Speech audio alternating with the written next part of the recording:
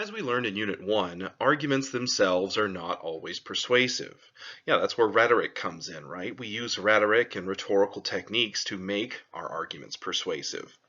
There are, however, some argument techniques that you need to know for this course. Argument techniques being a sort of rhetorical technique that is specifically designed to enhance arguments. And there are 5 big argument techniques listed in the AP Lang course documents that you need to know for the exam. They are concession, qualification, referenced sources, rebuttal, and refutation. Let's start by looking at concession and qualification. Both of these techniques are used to acknowledge the limitations of an argument. Concession is when you admit that an opposing argument has merit by either accepting all or a portion of a competing claim as being correct, or by simply agreeing that the competing claim is correct, but under a certain set of circumstances.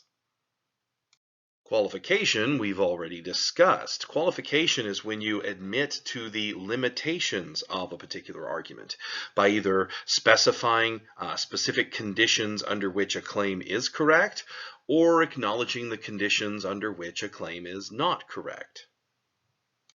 Rhetorically, concession and qualification are both used for the same sort of effects.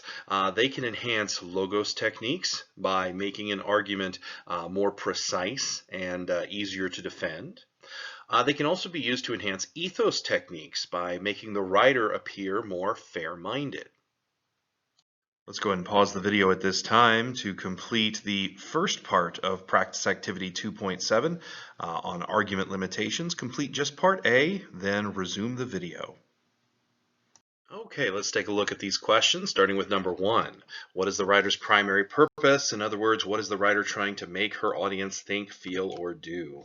Well, Heidi Schlump's purpose here is to, this is an essay, so usually essays are going to be designed to convince, to make readers think, feel, or behave in some way. And here she's trying to make them think in some way, trying to help them think that slacktivism actually can make a difference in the world. That it's while it doesn't maybe directly make those changes by its merits of raising awareness, it makes at least some indirect difference in the world, that sort of thing. Moving on to number 2, what does the writer concede in paragraphs 14 through 17? Well, she concedes 3 separate ideas here. Starting in paragraph 14, she concedes that slacktivism can lead to social loafing, in which people put in less actual effort because they think so many other people are putting in effort so they don't have to, or in which people think that they've done their part by doing something virtually meaningless, like just sharing a meme. In paragraph 15, she concedes that slacktivism often doesn't address systemic change, but rather just helps individuals. In paragraphs 16 and 17, she concedes that slacktivism often isn't real activism, but corporate activism, and does very little. She gives the examples of these short-term boycotts, like turning off your lights for an hour or purchasing pink appliances, which, while symbolic, as she says in paragraph 17, those actions are all about you, not about and your image of feeling like you've done something and looking to others like you've done something. So those are the 3 kind of ideas she concedes in 14 through 17. So question number 3, how does the writer deal with these concessions in paragraph 18? Well, looking back at the concessions themselves, they all kind of boil down to slacktivism being kind of selfish and being kind of focused on the individual and the image of doing something without actually doing something. So in paragraph 18, she addresses this by saying, hey, this isn't just slacktivism, this is just activism in general. She says plenty of old-fashioned activists also are motivated by not so purely selfish motives. And there have always been varying degrees of involvement in causes. So she says that, hey, these are all valid criticisms of slacktivism, but if you're going to say that they're valid criticisms of slacktivism, you can't say that it's unique to slacktivism, because those are all features of activism in general.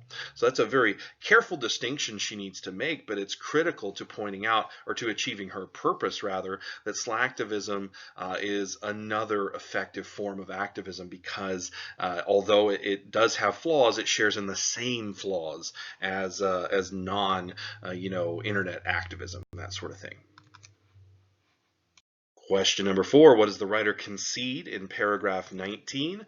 Well, right after she addresses the concessions in 14 through 17 in paragraph 18 there, she immediately makes another concession in 19. And this is where she starts to kind of make her conclusion. This is kind of the beginning of the conclusion of the essay.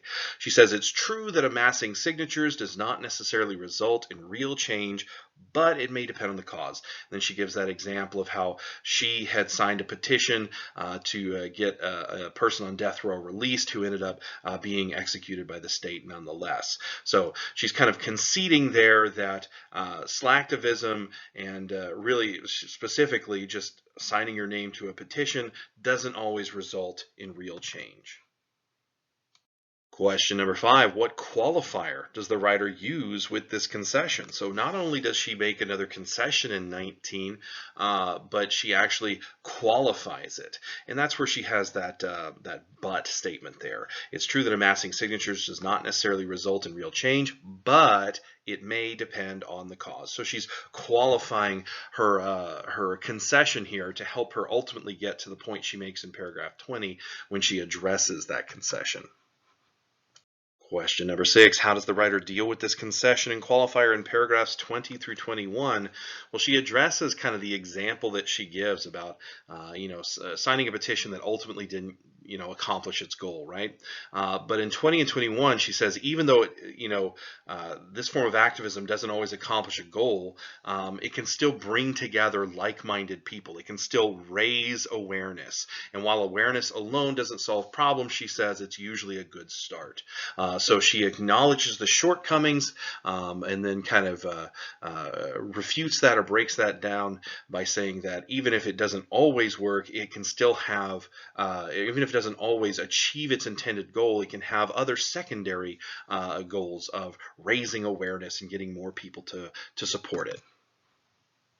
All right, finally, number 7, what rhetorical effects does the concession have, either on its own or in the way it enhances a larger rhetorical technique? Well, it does enhance the argument that she's making about slacktivism, how it can make a difference. But I think one of the bigger, more important rhetorical techniques that it's enhancing here is her ethos building technique. She comes across as a fair-minded and knowledgeable individual, and she does so in large part because of all the concessions she makes. How she acknowledges that slacktivism is not as immediately responsible for changing the world, but she still notes that, well, of course, no amount of activism really is. And so this there's tons of concessions that she makes in this text. And I think all of that helps create this fair-minded persona that helps her be more credible to her readership.